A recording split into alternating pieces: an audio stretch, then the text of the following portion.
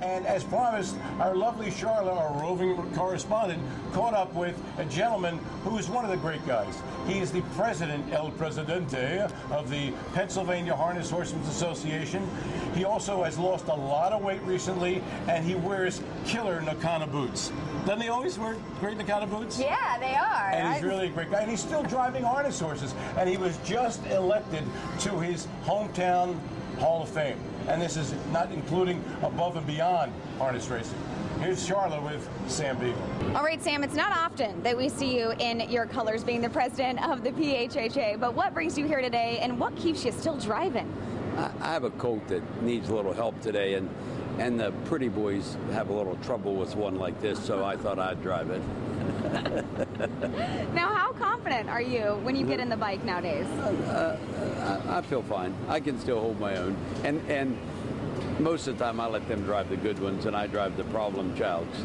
So you know, I'm looking to get something straightened out, and if it works out, fine.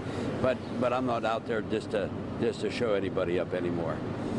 But you're 61 years old. Mm-hmm. Sorry if I just disclosed your age to everyone. That's fine. I don't look it, do I? You don't look 61, and you certainly don't act 61. Do you feel 61 when you're out there?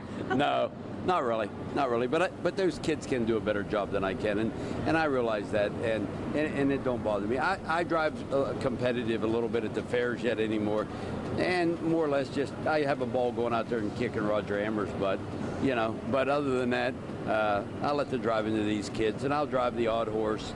And I drove one here about a week or two ago on a Tuesday morning in a money race and beat the boys with it, and you know. But I still have the urge, but you know, the body don't do everything you want it to do, and when you're competitive like me, you have a little trouble with that. You know, it's a little hard for these kids that you know I was an ex-wrestler and I know what a real athlete is, and it's really hard for me to have some of these kids beat me out there. Okay, well, you just mentioned that you know what it's like to be a real athlete. I want to mention the Bedford County Hall of Fame that you were just inducted into. What does something like that mean to you? A lot. It means an awful lot. You were a wrestler for a long time there, and just your 4 years. In your hometown, recognizing you. Yeah. What was that like when you first got that phone call and found out that you were going to be a member of the Hall of Fame?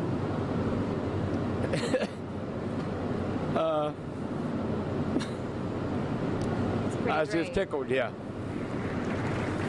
And also being recognized, though, for everything you've done as a horseman as well. I'm sure that they did that also, and it was nice. It was I was very humbled. Thank you, Sharla, and thank you, Sam, and congratulations on a great honor.